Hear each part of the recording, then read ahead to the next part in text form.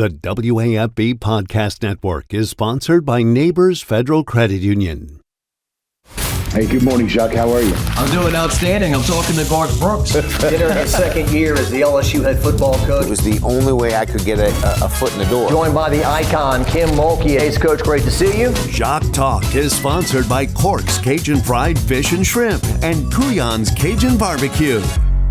All right, it is my pleasure right now to be joined by a guy who really needs no introduction. He's a Super Bowl champion. He's a Walter Payton NFL Man of the Year. He's a Pro Bowler. He's a All-Pro and, of course, a national champion at LSU. And he also was a tennis champion back in high school. I read that all on Wikipedia. I knew most of it. Andrew, what's going on, man? Andrew Whitworth.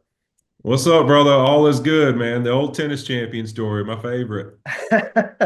So you're a 6'7" guy playing tennis at West Monroe?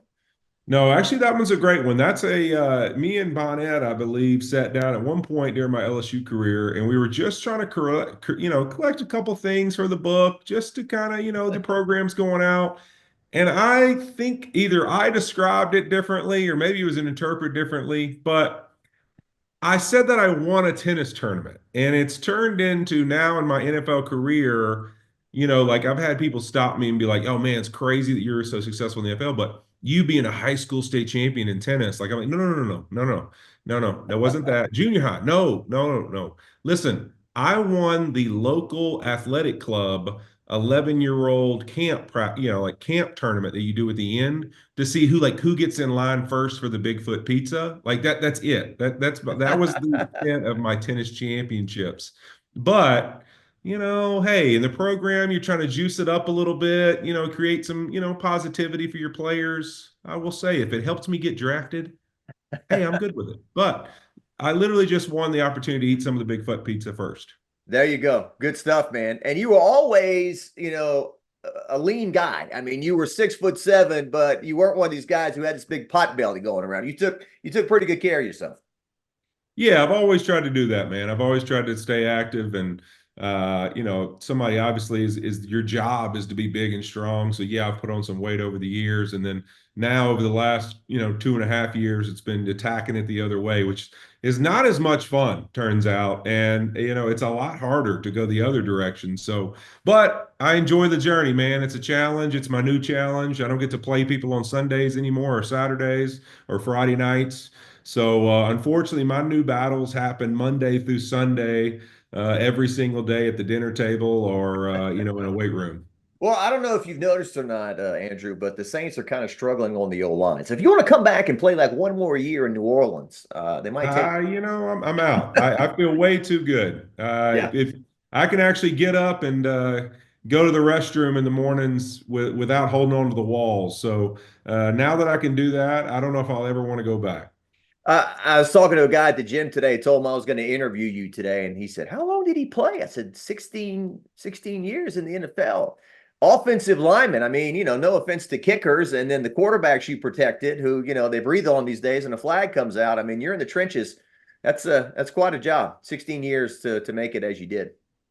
It was pretty crazy. I mean, to think, I think somebody said at the end of my career it was like 16 or 17,000 snaps in the NFL. But to me, I look back and really to me, it's more of a totality, right? You think of it, 16 years in the league, 235 games, I think, not including playoffs.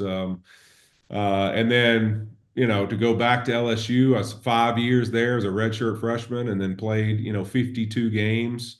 At that time was the NCAA record. I mean, and then in high school, I played at West Monroe and we went to the state championship every year I was there. So you played in 45 games. In high school. So, it's a lot of years, a lot of football. So if anybody knows the impact of football and all the, hits and time over the years, just spending, just grinding, hitting your body up against other people. My low back knows a lot about the game of football and the things that all that impact does to you. That's for sure. But it's been a blast, man. Every one of those places, there's great memories, great times. I wouldn't trade it for the world. I mean, football, the game of football changed my life, changed my kids' life, my wife's. All of us, have a different perspective on things just from that game and then what it's done for us and the lessons we've learned through it, the adversity, the triumphs, the dark days, the bright days, all of it, man, every bit of it is something I learned lessons from. Well, and it's good to see you're transitioned out of it happy. I mean, on a serious, I don't know if it's a serious note or not. There's a lot of guys who, once the cheer stop, they have a hard time dealing with that. Yeah, there's no doubt, and that's just the truth. Is that when the game ends, there's still a lot of challenges ahead, and I think sometimes we forget that life on a daily basis is a challenge, and so all of us, and so there's always a battle to be fought, and unfortunately, a lot of guys in the game and lose a little bit of their identity and lose a little bit of their hope of who they were and what they wanted to accomplish, and I just hope that we can do a better job as a league and as a whole of making sure guys see their value and what makes them special. I mean, to go in those locker rooms and take on the adversity and the hits and and those moments they've got to live through. There's not a lot of people that can do it, and that makes you special. Your ability to be able to do those things and go through those hard times, is something that makes you unique. And I just hope former guys realize that if they'll take that same approach off the field to work hard, to respond to adversity, find your team group, find your locker room, the group of people that you huddle around and that holds you accountable. I think a lot of us would see it a little differently. And I just think we got to do a better job of supporting guys on that journey. Well, Drew Brees one time said when he retired, he'd have his whole life in front of him, which makes people of similar age feel good, right? Oh, a whole life in front of me, after getting out of ball. But he does have a point. I mean, and we talk the other day, for some reason, I got asked to go speak to honor students at a local middle school. I didn't want to tell them that I got through college with like a 2.3 GPA and all that. But we did talk about the fact that, what's the average lifespan of an NFL player? Is it 3 years, 3.5? 3 years. Yeah. Yeah. And a lot of those guys don't make a whole lot of money because they don't make it to the second contract, right? So and it's so you need to have a backup plan. You need to have a plan for what's life look like outside of that. But I think the best way to have that backup plan is to look at what the game of football's taught you, and that's that you can never take anything for granted. You got to stay humble and keep working. You got to be built on the right pillars of who you are as a person, and how you achieve things is through your character, through the consistent nature that you have of how you work and how you do anything, your ability to communicate, right, and your ability to be coachable and grow. And I think that's what sports is so great for. If you'll learn the lessons and realize what you're actually being taught, you can apply that to almost anything in life. And so I think that's really where the challenge is. And I hope guys continue to realize, man, just go back to the things that you really were taught by this game, and you'll be successful at anything you want to do. awesome stuff. You should be a broadcaster, Andrew. You're I don't know about that. Well, I didn't mean to bury the lead. Okay, so here we go. It's LSU Alabama week. I'm thinking Nick Saban was in this game from 2000 through 2023, either on 5 games at LSU or I think 17 games when you throw in the national championship, which, is a tough subject. But so he's going to be here this week, but it'll be different. LSU, Alabama, how do you feel about this game coming up? I'm excited. I mean, I look forward to it. This game, I can think back when I played, and then afterwards, as I became a fan, obviously always has massive implications to the season and really where both teams go. And this year's no different. And so I think, as usual, it's going to be an absolute brawl. It's going to be an exciting game. I actually went, a couple years ago when they won Nick Saban's last game in Death Valley, and that was really special. It was really neat. Get to see him. I hadn't seen him, man, probably since somewhere early in my career in the league, just because I, really didn't have a lot of time to get back to college games. So, yeah, for me, it was really special to get to be there. Really, the first time I got to be around Brian Kelly as well. So that was an amazing, amazing event. I took some families actually from California who'd never been to SEC football. So that was awesome just to see how eye-opening and crazy that was to them, that this is what football looks like in the SEC. So that was a neat experience, and I think this weekend will be no different. It'll be a game with a lot of energy, and it'll be a good LSU Bama war. But I got the Tigers, baby. Let's go. Come on. It's time. I went to LSU USC. We just didn't pull it off. So it'll be my second Tigers game this year. So I'm looking forward to it. And these teams are ranked lower than they typically are. Like they're both in the top 15. I mean, usually during the Nick Saban time, it was they were number one or number two, and LSU was in the top 10 or number one or number two. But when you throw the playoff in now, it takes a game that would still be a big game, but it makes it even bigger when people are saying, hey, the loser of this game's out of the playoff race and the winner stays alive.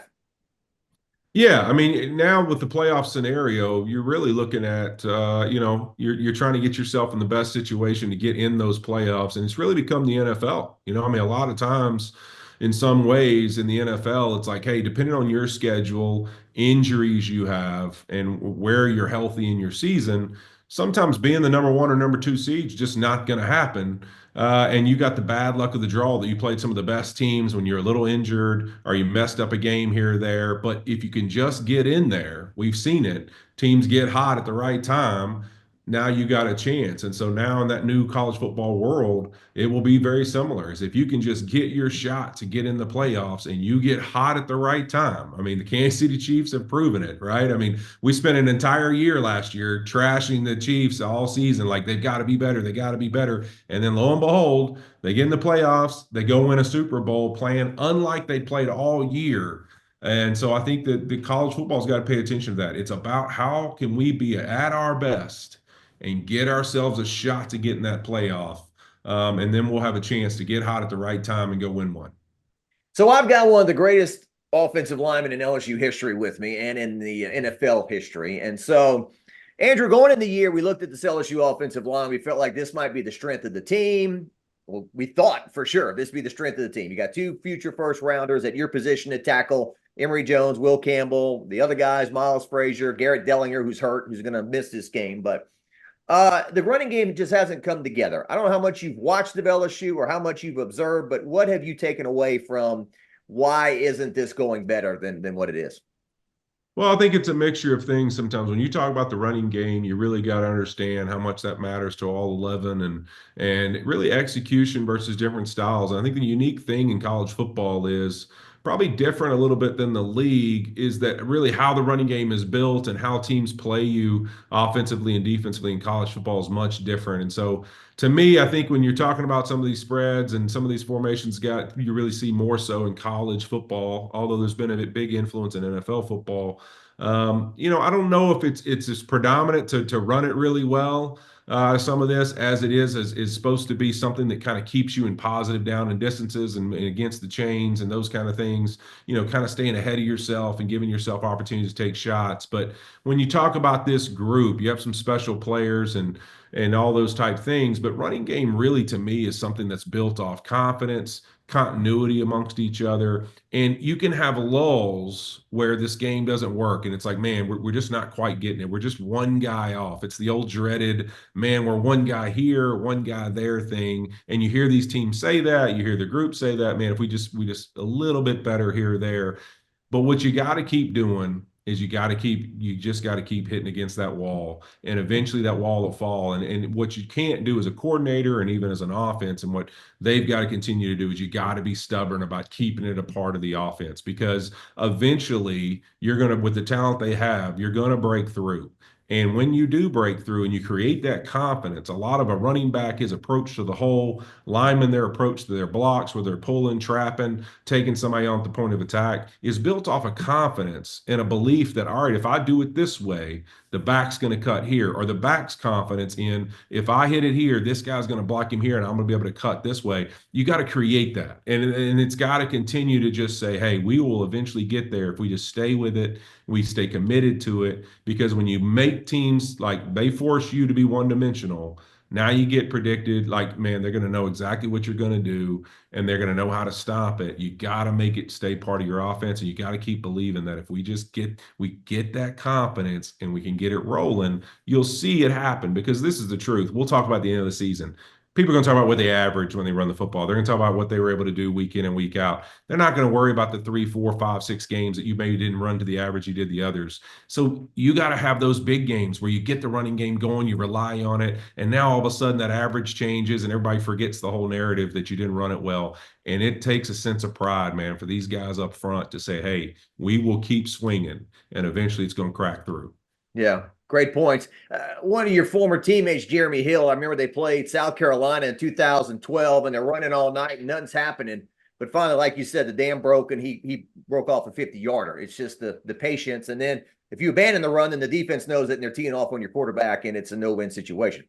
That's no fun. You don't want to live in that world as an offensive lineman. I had a guy, Aaron Cromer, who was my head coach or offensive line coach, I should say, in LA, my first few years here. And he would always say, like, hey, you don't want to be in 3rd and 9 facing the best rusher in the league.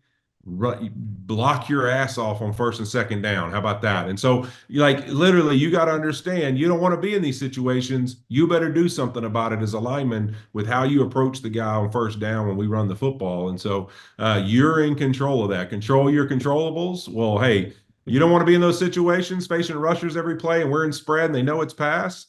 Do something about it up front when we run the football. Yeah. And Garrett Nussmeier, Coach Kelly has said, look, he made some bad decisions the last game, but we got to help him. We got to help him out and got to create some things around him. And with the bye week, perhaps they'll maybe try some new things, some different wrinkles. I mean, you would think they would have to, right? Yeah. I mean, anytime you're in those situations where you say you got to help the quarterback, to me, that means we've got to do some things to, one, put him in a better position to perform in certain calls that we make. But two, and probably more importantly, when we run the football, when we do things, we got to give him some breathing opportunities in the game. You look at great offenses, like, yes, there's a mixture of, hey, the quarterback plays at this level, and this is what we expect from them every week. I don't care if you're talking about the NFL or college football, but also there's a lot of plays built in there that just give them a chance to take a breath and give them a chance to go, all right, it's not always on your shoulders. You talk about Patrick Mahomes all you want. Andy Reid is just as special and he's just as elite as Patrick Mahomes is. You look at Josh Allen, how special Josh Allen is in the NFL. Well, what Joe Brady's been able to do for him this year, giving him some breathers and opportunities where we run the football well. We bring in an extra lineman. We play in 12 personnel. We do some different things to just give you a chance to take a sigh. And I think that's really what you want to see when you talk about that is, hey, how do we help Garrett? Well, here's how we help him. We find a way to be more efficient in the run game. We find some of these breather type plays where maybe it's a screen, maybe it's a way to get the ball out faster and put it in our playmakers' hands and let them break a tackle and like put it on other guys to make some plays at times. You got to be able to have that so that your quarterback gets a chance to settle into games. And when he needs to be at his best, he can be at it. Yeah, great stuff. Tiger Stadium. This is, I think I interviewed you 2 years ago, right before that LSU Alabama game, and you said you took your friends there. I wouldn't take them back. I mean, that's going. Yeah, I can't redo it. I can't redo that game. My buddy Taylor Begno, he took his 5-year-old in 2019 when LSU played Florida, and that was the last time ESPN College Game Day was there, and it was Tiger Stadium on 11, right? I mean, some things have to line up. I mean, the weather, the opponent, those kind of things. People leave at halftime more than they used to, but right now in this game, what difference can it make, and what difference did it make for you as a player? Well, I think it's one of the rarest places in all of sports. I mean, taking people back to that who've, had the opportunity to be in NFL stadiums or other college football stadiums. Every time I've ever done it or been around people that have had the opportunity to go there, they walk away blown away with the experience. And I don't think it's any different. Even if you're at, Alabama and you're coming there, or Auburn or Georgia or wherever, you're always going to walk away impressed with that stadium, the energy in it, the fans, and really the passion that you can feel from that fan base. So it's always going to have an impact. I mean, that's just the reality. And to me, when I look at it over my time in the NFL or even college football, there's certain stadiums that will always just resonate with me with what I was doing, right? Like if I was in the SEC, I think of some of the showdowns that we had in Auburn during my time at LSU, and even when we went to Georgia with David Pollock and that whole crew, and they were really, really good. I think of like in the NFL going to Seattle and playing the Seattle Seahawks, or going to Baltimore, Pittsburgh, playing the Ravens and Steelers. Like those things resonate in your mind as moments in your career. I think Tiger Stadium is a place that many college athletes that played at other SEC schools or other schools that had the opportunity to go there, it probably sits there in their minds at times as one of the most special places they ever got to play. So I think for me, it's always special every time I get to walk in those doors. And I think for fans, man, keep being yourselves and keep bringing that energy because it makes an impact for that football team. I think of LSU baseball, Doug Thompson, this guy, right? National champion a little bit before you got there. And he he said so many people came up to me and tell me, you don't know how lucky you were you got a chance to play here. It's the same fans, right? I mean, the same kind of atmosphere and energy that makes a difference. And hopefully we'll see that on Saturday night. Nick Saban, what kind of reception do you think he's going to get on the ESPN College Game Day set in front of a bunch of LSU fans Saturday morning? It'll be interesting to see because now he's technically not a Bama coach. I don't know. Will they be excited? Will they not? I mean, I know for me, I'll be excited. I think he's a legend, and I know that the LSU wouldn't be where it is right now, nor would it have had the success that it's had over the last 20-something years without Nick Saban. I mean, I know the impact he made on me in my career, and you can love him or hate him for going to Bama and having that same success, but I always carry the idea that LSU success, he was a huge part of, and we got to enjoy the things we got to enjoy and be a part of the success run built off the pillars that he built at LSU. And so, there's no doubt about that in my mind, and so I know that. And so for me, I'll always have a special place for him as an LSU Tiger because I know that LSU would not be what it is had Nick Saban not, stepped on their doorstep. I mean, I changed my commitment from going to play at the University of Florida for Steve Spurrier from the day that Nick Saban walked in my living room and told me and my parents what his vision was for LSU and me. And so I think of that and that impact of Marcus Spears and Michael Clayton and Marquise Hill and, Ben Wilkerson and that entire class really that we had. One of his first recruiting classes at LSU, probably actually his first full year there where he got to recruit. The impact we all had together and really the part he played in it, he will forever be special in my mind to that university.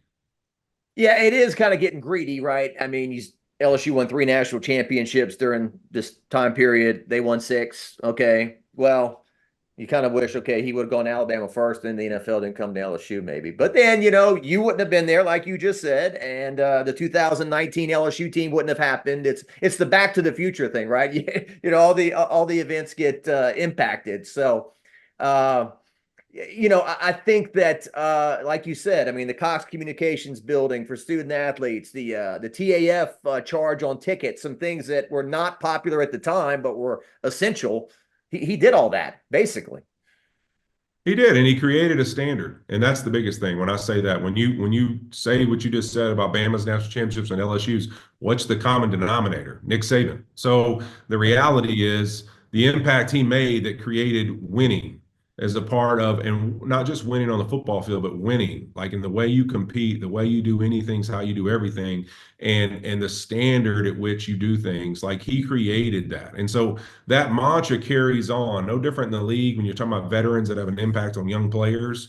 When you look at the impact Marcus Spears and Michael Clayton had on LSU and the vibes of coming from Baton Rouge and making an impact in your school and winning a national championship. I remember we still talk to Tommy Harris all the time, way back that when he went to Oklahoma and then we played him in the national championship, we spent a lot of time recruiting him to LSU, me and Marcus and Michael and all us guys at the All-American game, the first ever high school All-American game in 2001. So we would always give him crap. Like if you'd have just listened to us, you'd be here with us, right? And so the truth is that creates this standard, it creates this narrative, and it goes on. Like, say what you want, Les Miles' success early in his career as an LSU head coach was because of Nick Saban. Like, it wasn't because of Les Miles. It's because we created that when you go to LSU, you win football games, you go to the SEC championship, and you are a winner. And that's the things that he made the impact. So we can't forget that and just worry about the Bama part of it. We have to remember this is the impact they made. And that's the reality to me, is that Nick Saban changed that place forever.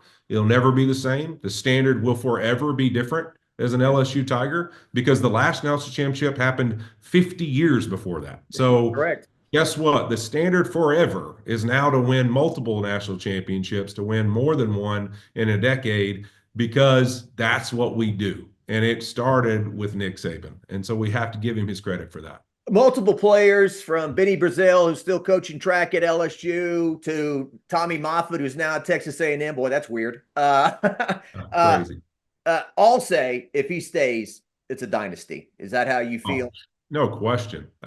Listen, he's, outside of Bill Belichick, I mean, in the NFL, I think if you talk about the NFL, it's Bill. And if you talk about college football, it's Nick Saban. To me, the two greatest coaches ever in their respective divisions. So I think Nick Saban is second to nobody when it comes to college football, and same thing I think about Bill Belichick and in the NFL. So, listen, we were very, very lucky to have had him and the impact he made on our university and really the standard he raised for how we do everything in that building, the urgency with which you do your job. And now, look, it wasn't fun at times, and it was uncomfortable at times. And there's a lot of people, and I'm not talking about players, I'm talking about adults that work with him, where the standard was tough.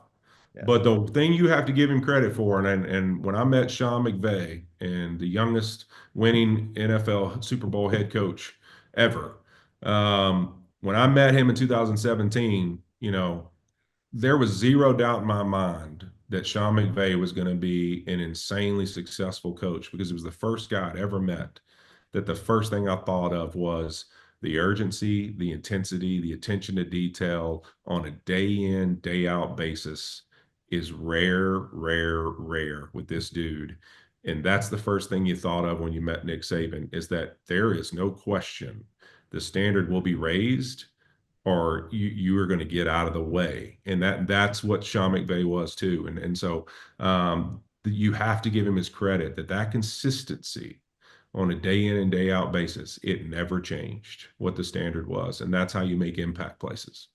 Skip Bertman told a couple of LSU baseball players after Saban's first year in 2000, ooh, they're going to erect statues of this guy. He's going to be the greatest ever. And they were like, well, it was a nice turnaround. They won 8 games. Do you really? And I guess greatness realizes greatness too in that regard. And the rest is history. Yes, there's a statue. There's not a statue at LSU yet. What do you think Nick Saban can walk onto the Tiger Stadium field and the PA announcer can say, ladies and gentlemen, please welcome back head coach of the 2003 national champions, Nick Saban. Is it going to take till 2028 when it's the 25-year anniversary, when he's knocking on 80?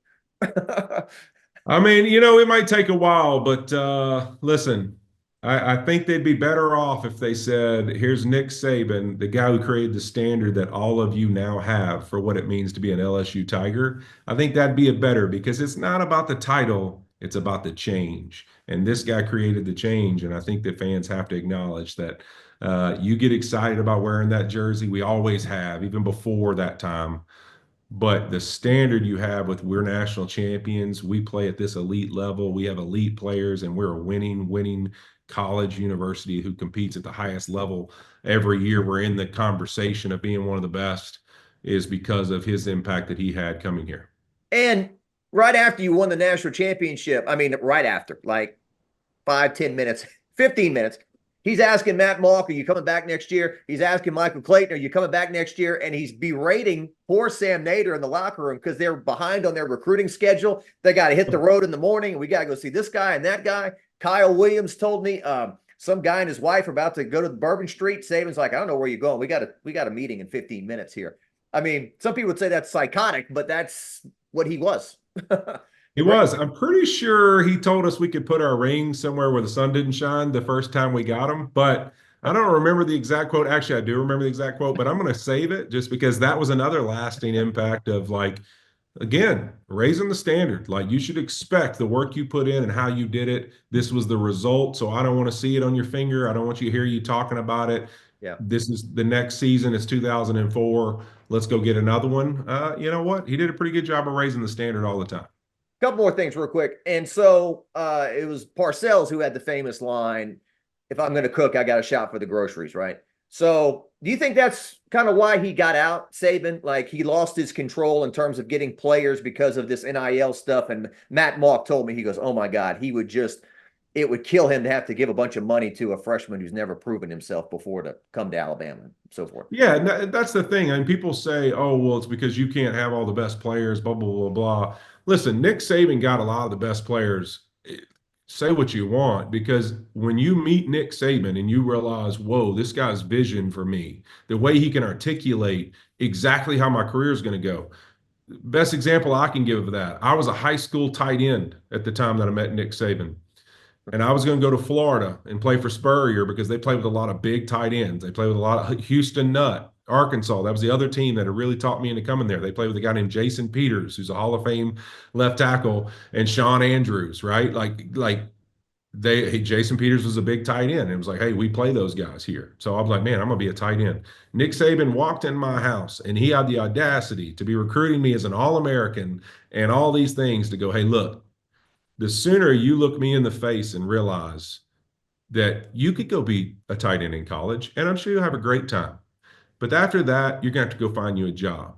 But if you come to me, with me and you decide to be a tackle, you're going to play for up 10 years in the NFL, and you're going to have one of the best careers you ever imagined if you just make that decision, not a 4-year decision, a 40-year decision. Come be an LSU Tiger. You'll forever live on, and you'll go have a great NFL career afterwards. And when I got through meeting with him, I went, wow, the respect I have that he was that honest with me about the vision he had for me, and also the appreciation I have of, I didn't really have a vision for me. I just wanted what I wanted because I was an 18-year-old kid. I wanted to be a tight end. Instead, he said, hey, this isn't a hope game. Hope's a positive suggestion. The vision is a declared future. Like, I'm going to declare what your future is going to look like. And I think he was right. So my point is that that's how he does it. And now you're going to put me in a world where money's what dictates. Like, I can't even give a kid his vision because he doesn't care about his vision. He's worried about the check I write him. He's worried about how much he gets paid to play a position in college football when he hasn't even proven himself yet. And so to me, like when you look at it for Nick, yeah, I knew he was going to retire too with that, because it's like you have taken all ability I have to lead young people who want to be really successful and want to be the best of the best, because they're not choosing best head coaches. They're not choosing best environments. They're choosing paychecks. And to me, like, that's the hardest way to lead at that level. I mean, he might as well just have moved to the NFL if he wanted to continue coaching, and I'm sure he didn't want to take that on. So It's like, man, you know what? I've accomplished enough. This is not how I see leadership, and it's time to step away. Yeah, well, it's kind of hard for me to evaluate who are the good coaches these days. I mean, I kind of know, but if it's all about buying players, then how do I know if this guy's really not doing a good job or not? So I don't know what you think, but the horses matter, right? So like who you have up front and all those type things, they matter. And so now that you can kind of buy yourself a football team, yeah, I mean, you can definitely be better. I think at the end of the day, we'll start to see that the best coach teams will be the ones that'll make it all the way through, because that's it. You're going to get down to the time whenever it's like the NFL, everybody's going to have horses. So we're going to get down to this playoff to the best teams that have the best ones, and the ones that are coached the best will win it. But to continue to do that year in and year out is just going to be so exhausting. I'm sure there's a lot of coaches that are really struggling with that whole dynamic. What did Jimbo say? I need Jimmys and Joes, not X's and O's. I need players. That's right. All right. So my cheap Zoom is about to run out. So for your Halloween costume the other day, was the gray beard made you older, but you certainly still are put together. So tell me about that. Yeah, I'm the wiser Joe Burrow, the wiser one. So, that was fun. We got a chance to choose what player in the NFL we want to show up in our pregame outfit for. And I was like, I mean, I'm definitely doing LSU Tiger. And they'd sent me some different examples. And when I saw Joe's, I said, man, this looks like something I would have no chance of wearing in pregame. Only Joe Burrow can pull that off because he's so swaggy. So I did it, and it was a lot of fun. And of course, hey, listen, there's a standard to how you do anything, right? So I had to go get the wig and the outfit and everything. It went great. The only thing, Nick Saban would be disappointed in me probably, because I stopped at the standard of shaving my face to go with the baby smooth, just because I can't lose the beard. I love Joe. I love his outfits. Witt's beard's pretty important. What would Nick say? Are you committed to this outfit or are you not? That's it. Yeah. Listen, if you want to commit to the things ahead, you got to take the steps every day in a daily process to get there. Perfect. Well, look, I mean, you can do a whole list of what? Joe Adai, Corey Webster, Marcus Spears, Devery Plenty Hendricks, of them. That he switched the positions on, right? Yeah. There's plenty of them, man. Creating a vision for guys and having that vision and sticking to it, man. It's hard to do. And I've always said that one of the things I thought was one of the sickest traits of Bill Belichick and Nick, and obviously they're friends and go way back, so it makes sense, is their ability to have a direct role and vision for guys. It wasn't that they always had to be this 5-star or whatever they were. They just would only put them in the scenarios that they wanted them in, the situations that they want them to play in the game in. Like, this is the position you would play. This is the role you would play for me. And they always just were able to kind of put it, and you'd be like, wow, I didn't even think this guy was that good of a player. And in the role they've got him playing, they're amazing. And they always could find those things to a point where it almost annoy you. I know with Bill Belichick in New England, it was always that way. You're like, man, this guy, he was a nobody with this team. And with this team, he's all world, because he's only putting him in a role that he's best at. And he could see it and envision it and really articulate it to the player.